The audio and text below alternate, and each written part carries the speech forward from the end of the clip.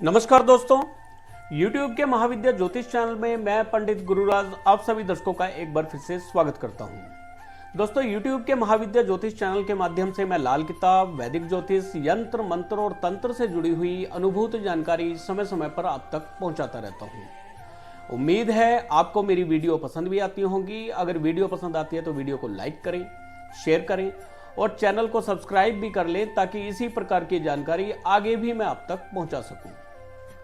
दोस्तों, पिछली वीडियो में हम बात कर रहे थे चंद्रमा के लगन भाव में फल एवं उपाय के विषय में। तो दोस्तों, उसमें मैंने लगन भाव में चंद्रमा को कैसे देखते हैं, क्या फल हो सकते हैं, किन सावधानियों का हमें ध्यान रखना चाहिए, इस विषय पे हमने बात की थी। वीडियो लंबी हो गई थी, इसलिए मैंने वीडियो को आधा छोड़ दिया और आज की वीडियो में मैं लगन भाव के चंद्रमा के आगे के क्या फल हो सकते हैं, किन चीज़ों से हमें बचना है, क्या उपाय करने चाहिए, इस विषय में मैं आज बात करूंगा।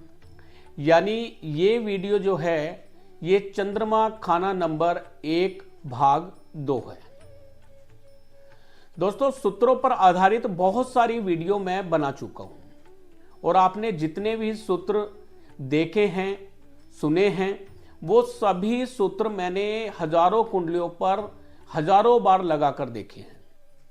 और जब इन सूत्रों को मैंने हर बार सत्य पाया तभी वो सभी सूत्र में आप तक मैं लेकर आया। दोस्तों, आज भी लगन भाव में चंद्रमा के फल एवं उपाय की इस वीडियो में बहुत सारे सूत्र भी मैं आपको बताऊंगा। इन सूत्रों को भी आप ध्यान में रखेंगे। तो चलिए देर न करते हुए हम चलते हैं जानकारी की तरफ। दोस्तों, लगन भाव में यदि आपके चंद्रमा बैठे हुए हैं तो आपने विशेष ध्यान रखना है कि 24वें साल में या 27वें साल में आपने कोई विदेश यात्रा नहीं करनी है अगर जरूरी ना हो। माता को छोड़कर आपने दूर नहीं जाना है और 24 से लेकर 27 के बीच में या 27 साल तक भी आपने कोशिश ये करनी है कि आप माता से दूर ना हो। 24 से 27 साल के बीच यदि आप मां से दूर हो जाते हैं, किसी कारणवश अगर आपको विदेश यात्रा करनी पड़ जाती है और विदेश में रहना पड़ जाता है, तो आपको चाहिए कि समय समय पर बीच बीच में घर आकर माता का आशीर्वाद आप लेते रहें। अन्यथा ये जो समय है ये माता की आयु के लिए, माता की सेहत के लिए अत्यंत ही अनिष्टकारी होगा, बल्कि मैं तो ये कहूंगा मौत की निशानी के बराबर होगा, मौत की निशानी होगा। तो आपने क्या करना है, अगर आप 24 से 27 के बीच में या 24वें साल में या 27वें साल में विदेश जा रहे हैं, माता को छोड़कर जा रहे हैं, तो आप पहले तो बीच बीच में जब भी आपको समय मिले माता को अवश्य मिले, माता का आशीर्वाद चरण छूकर अवश्य लेते रहें। और अगर ये ना हो पाए तो मंगल की वस्तुएं यानी शहद और शक्कर, ये आप किसी वीरान जगह पे, सुनसान जगह पे किसी मिट्टी के बर्तन में भर के दबा दिया करें। वैसे ज़्यादा अच्छा यही रहेगा कि आप आए और अपनी माता का आशीर्वाद जरूर लें। और अगर हो सके तो 24वें साल में, 27वें साल में या 24 से 27 के बीच में आप विदेश यात्रा ना करें। दोस्तों, यदि आपकी जन्म कुंडली में लगन भाव में चंद्रमा बैठे हुए हैं, बृहस्पति आपके खाना नंबर 10 में बैठे हुए हैं और सूर्य खाना नंबर 4 में बैठे हुए हैं, या मंगल खाना नंबर 10 में बैठे हुए हैं और बृहस्पति खाना नंबर 4 में बैठे हुए हैं, तो ऐसे में समुद्री यात्रा आपके लिए मोती पैदा करने वाली होगी। समुद्री यात्रा से मोती प्राप्त होंगे, यानी बहुत ही लाभकारी होंगी समुद्री यात्राएं। विदेश यात्रा से जातक को धन की प्राप्ति होगी। समुद्री यात्रा से अत्यंत धन जातक प्राप्त करेगा। ऐसे ही अगर लगन कुंडली में चंद्रमा बैठे हुए हैं और कुंडली का 7वां और 8वां भाव शुभ है, कायम है, यानी 7वें भाव में शुक्र बैठ जाएं, 7वें भाव में शुक्र बुध आकर बैठ जाएं, 8वें भाव में सूर्य बैठ जाएं या 8वें भाव में बृहस्पति आकर बैठ जाएं, तो ऐसे जातक के लिए जली हुई रेत भी सोना देगी। यानी हर कार्य से जातक को लाभ हासिल होगा। जिन कार्यों से लाभ की उम्मीद भी ना हो, जिन कार्यों से हानि होने की आशंका हो, उन कार्यों से भी जातक को लाभ होगा। हर वो काम जिस काम को अन्य व्यक्ति ये कह के छोड़ दे कि ये काम चलेगा नहीं, इस काम से फायदा नहीं होगा, इस काम में नुकसान हो जाएगा, वो सभी कार्य ऐसे जातक को फायदा ही देकर जाएंगे। जली हुई रेत भी ऐसे जातक के लिए सोना प्राप्त कराएगी। दोस्तों, जन्म कुंडली में चंद्रमा यदि लगन भाव में बैठे हों और चौथे भाव में कोई शत्रु ग्रह ना हो, यानी चौथे भाव में बुध ना हो, राहु ना हो, केतु ना हो, शनि ना हो और 7वां भाव उत्तम हो या 7वें भाव में उत्तम ग्रह हो, यानी 7वें भाव में शुक्र आ जाएं, 7वें भाव में मंगल आ जाएं, तो ऐसे जातक के लिए जायदाद खुद ब खुद पैदा होगी या बिना मेहनत के ही प्राप्त होगी। ऐसे जातक को जायदाद बनाने के लिए बहुत अधिक मेहनत नहीं करनी पड़ेगी, खुद ब खुद जायदाद पैदा होगी, खुद ब खुद धन की प्राप्ति होगी। ऐसे जातक के पास यदि कोई व्यक्ति अपना धन रखकर चला जाए, अपने आभूषण गिरवी रखकर चला जाए या कोई वस्तु गिरवी रखकर चला जाए, तो वह व्यक्ति अपनी चीज लेने वापस नहीं आएगा या वो चीज भी उसी इंसान के पास रह जाएगी। दोस्तों, चंद्रमा यदि लगन भाव में बैठे हों और बृहस्पति कुंडली के खाना नंबर 4 में हो और शनि कुंडली के खाना नंबर 10 में हो, तो ऐसे जातक को हर प्रकार की सवारी का सुख प्राप्त होगा। ऐसे जातक के पास गाड़ी मोटर सब कुछ होगा। ऐसा जातक नई नई गाड़ियों में घूमने वाला होगा। हर प्रकार की गाड़ी ऐसे जातक के पास में होगी। दोस्तों, जन्म कुंडली में लगन भाव में यदि चंद्रमा बैठे हों और सप्तम भाव में यदि शुक्र बैठ जाएं, तो ऐसे जातक की बहू और सास दोनों ही मां बेटी की तरह उत्तम हालत की होंगी।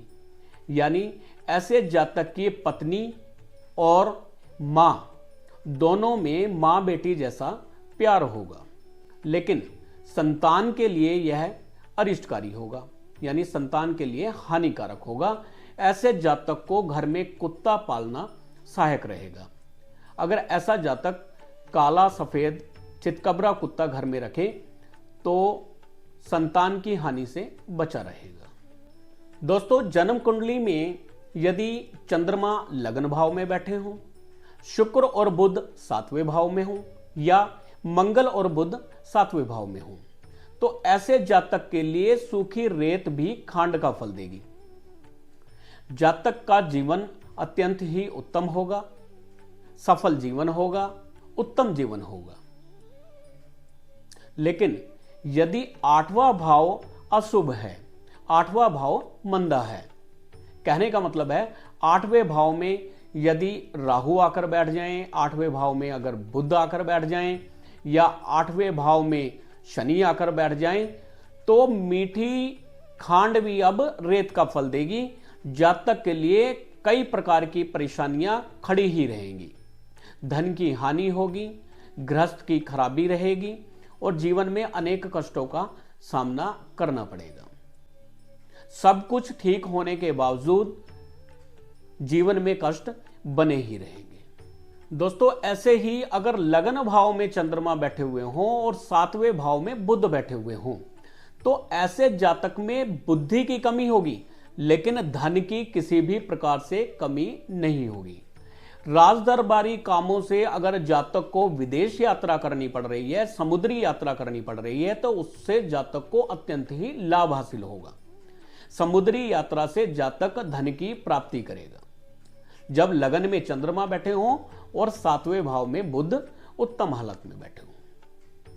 दोस्तों, जन्म कुंडली में यदि चंद्रमा लगन भाव में बैठे हुए हैं और चंद्रमा के साथ में अगर चंद्रमा के शत्रु ग्रह हैं, जैसे चंद्रमा के साथ में बुध बैठे हुए हैं, चंद्रमा के साथ शनि बैठे हुए हैं या चंद्रमा के साथ केतु बैठे हुए हैं, तो यह बड़ा ही अशुभ फलकारक होगा।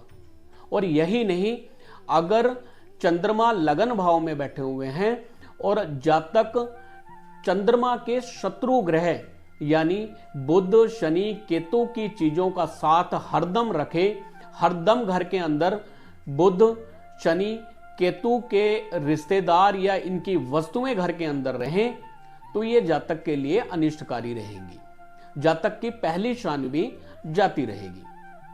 उदाहरण के तौर पर अगर लगन भाव में चंद्रमा है और जातक कांच के बर्तनों का प्रयोग करे यानी बुध की वस्तुओं का प्रयोग करे, तो जातक की सेहत भी जाती रहेगी, जातक का धन भी जाता रहेगा, मानसिक हानि होगी, मां की सेहत खराब रहेगी।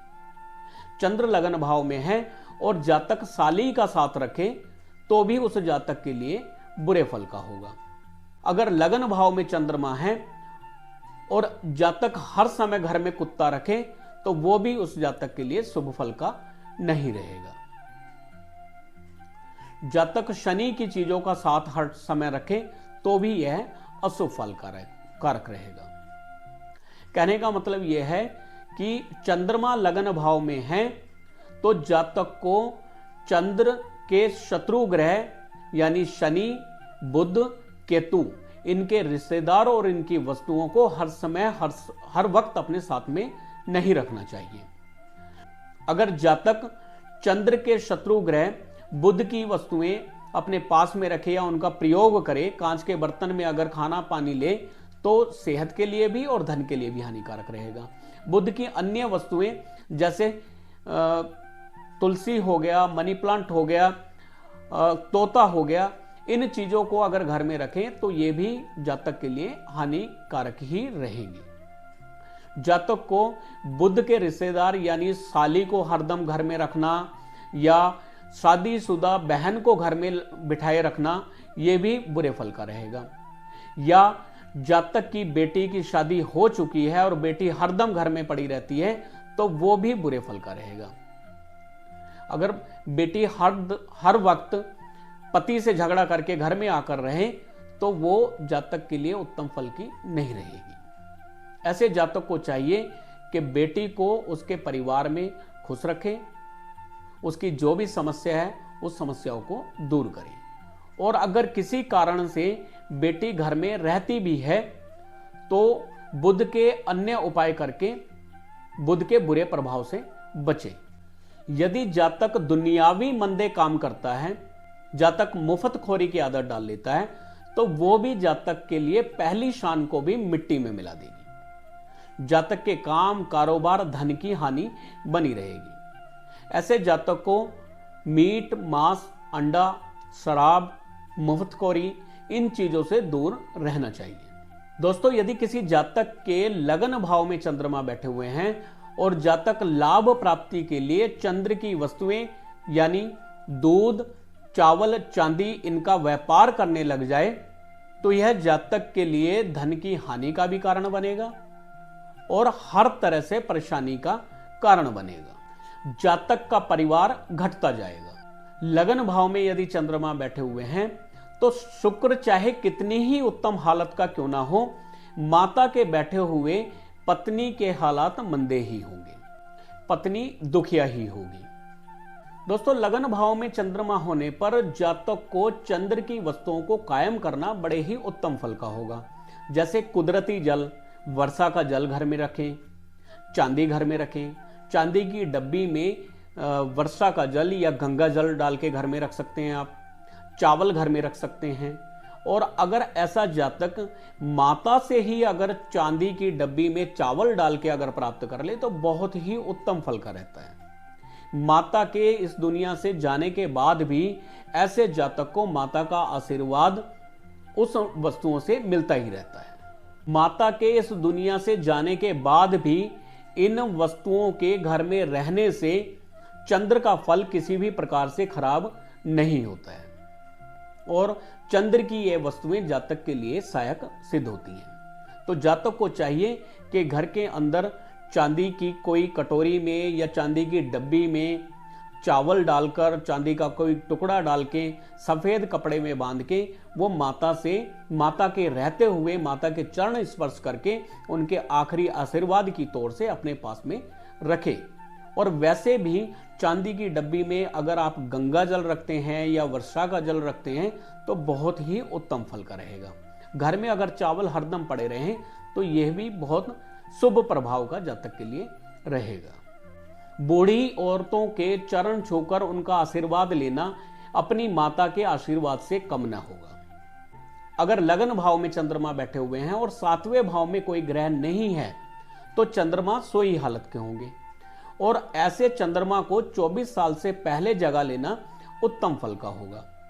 यानी जातक को चाहिए कि घर में या तो नौकरानी को रखें या घर में गायें रखें या कोई मिट्टी की कोई स्त्री की प्रतिमा घर के अंदर रखें, खूबसूरत सी कोई मिट्टी की प्रतिमा घर में रखें। और यदि आप ऐसा नहीं करते हैं तो 25वें साल में खुद ब खुद जागा हुआ चंद्रमा बुरे फल का होगा, हर तरफ तबाही ही तबाही देगा। ऐसे में मंगल की चीजों को कच्ची जमीन में दबाना उत्तम फल का रहेगा। यानी किसी मिट्टी के बर्तन में शहद भर के या शक्कर भर के कहीं पर अगर आप दबा देते हैं वीरान सुनसान जगह पे, तो ये आपके जो बुरे फल आपको 25वें साल में मिल सकते थे या मिल रहे हैं तो उनको दूर करेगा। दोस्तों, यदि लगन भाव में आपके चंद्रमा बैठे हुए हैं और 6ठे भाव में सूर्य शनि इकट्ठा बैठे हुए हों तो अब घर में मिट्टी के तवे चढ़ेंगे, यानी अत्यंत निर्धनता होगी, बहुत अधिक गरीबी होगी। हर कार्य में जातक को हानि का सामना करना पड़ेगा। रोग ऋण शत्रु जातक के पीछे लगे रहेंगे, कोई ना कोई बीमारी उस जातक को परेशान करती होगी और कोई ना कोई झगड़ा उसके गले में पड़ा रहेगा। लगन भाव में जब चंद्रमा बैठे हों और 6ठे भाव में सूर्य शनि इकट्ठा बैठे हुए, सूर्य शनि जब इकट्ठा बैठेंगे तो शुक्र का फल भी यहां पे बर्बाद होगा। पत्नी की सेहत खराब रहेगी या ग्रस्त खराब रहेगा, धन की हानि होती रहेगी। दोस्तों, जन्म कुंडली में यदि चंद्रमा लगन भाव में बैठे हुए हैं और बृहस्पति कुंडली के 11वें भाव में बैठे हैं और ऐसा जातक अगर 24वें साल में या 27वें साल में या 28वें साल में या इससे पहले विवाह कर ले तो ऐसी स्त्री के घर में आते ही चंद्र का फल बर्बाद होने लग जाएगा। जातक की मां, जातक की सास, जातक की दादी, नानी सब दुखिया बर्बाद होगी। यहां तक कि पेट से पैदा हुए सगे भाई भी निकम्मा और मंदा फल देंगे। शादी के लगन के समय से ही बर्बादी होना तय हो जाएगी। शादी के लगन के समय से ही चंद्र की चीजें यानी जातक की माता की सेहत खराब रहने लग जाएगी, जातक की नानी परेशान रहने लग जाएगी, जातक के सास को दिक्कतें परेशानियां आनी शुरू हो जाएंगी। जातक हर समय आशिक स्वभाव का हो, यह भी जातक के सोने को रेत बना देगा, जातक के सोने को भी बर्बाद कर देगा, जातक के सोने को मिट्टी करके रख देगा। दोस्तों, लगन कुंडली में अगर चंद्रमा बैठे हुए हैं और कुंडली में मंगल वध हो या खाना नंबर 8 अशुभ हो, बर्बाद हो, खाना नंबर 8 में राहु आकर बैठ जाएं, खाना नंबर 8 में केतु आकर बैठ जाएं, शुक्र खाना नंबर 9 में आकर बैठ जाएं, सूर्य शनि इकट्ठा बैठ जाएं कुंडली के अंदर, तो अब जातक हर समय का परेशान होगा, दिन रात दुखिया बेआराम होगा। जातक रात का बेचैन होगा, दिन रात का दुखिया होगा, बेआराम होगा जब मंगल बद हो जाएं या खाना नंबर 8 अशुभ हो जाए। तो दोस्तों जो आज के मैंने आपको सूत्र बताए, इन सूत्रों को भी आप कुंडली पर लगाएं और लगन भाव के चंद्रमा का फल देखते हुए इन सभी बातों का ध्यान रखें। अगर आप लगन भाव के चंद्रमा का उपाय कर रहे हैं तो साथ साथ जो बातें मैंने आपको बताई हैं इन बातों का भी ध्यान रखें, चंद्र को खराब होने से बचाएं। उम्मीद है आज की वीडियो भी आपको पसंद आई होगी। दोस्तों, यदि आप अपनी जन्म कुंडली का संपूर्ण विश्लेषण कराना चाहते हैं, अपनी जन्म कुंडली दिखाना चाहते हैं, तो स्क्रीन पर दिए गए नंबर पर कांटेक्ट कर सकते हैं। आपकी जन्म कुंडली का बारीकी से अध्ययन किया जाएगा। आपकी जन्म कुंडली का बारीकी से अध्ययन किया जाएगा। लगन कुंडली, गोचर कुंडली, वर्ष कुंडली, नवांश कुंडली इत्यादि सभी कुंडलियों को बारीकी से देखा जाएगा। न केवल लाल किताब के नियम उसमें लगाए जाएंगे, बल्कि वैदिक ढंग से भी हम कुंडली को अच्छी तरह से जांचते हैं, परखते हैं और फिर हम लाल किताब के अचूक उपाय बताकर उसकी समस्या का समाधान करते हैं। तो आप कुंडली अगर दिखाना चाहते हैं तो स्क्रीन पर दिए गए नंबर पर कांटेक्ट कर सकते हैं। आज की वीडियो भी आपको पसंद आई होगी। वीडियो यदि पसंद आई है तो वीडियो को लाइक करें, शेयर करें और चैनल को सब्सक्राइब भी कर लें, ताकि ऐसी ही जानकारी आगे भी मैं आप तक पहुंचा सकूं। पूरी वीडियो को आपने अंत तक देखा, उसके लिए आपका बहुत बहुत धन्यवाद। फिर मिलेंगे अगली वीडियो में, तब तक के लिए नमस्कार।